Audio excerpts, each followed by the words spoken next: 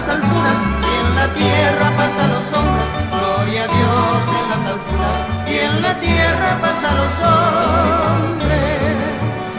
Gloria a Dios en las alturas y en la tierra paz a los hombres. Gloria a Dios en las alturas y en la tierra paz a los hombres. Que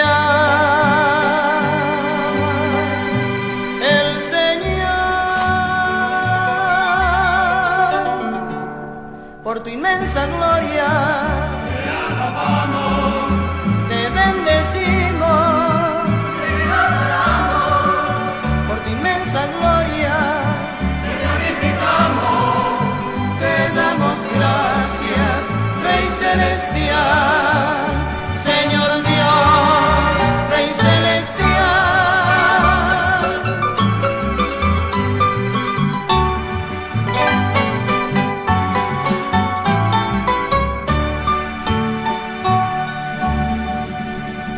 Dios Padre Todopoderoso, Señor Hijo único, Jesucristo, Señor Dios, Cordero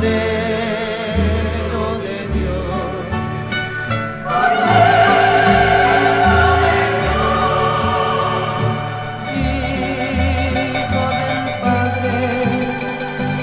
quitas el pecado del mundo. Ten piedad de nosotros. Tú que quitas el pecado del mundo, atiende nuestra súplica.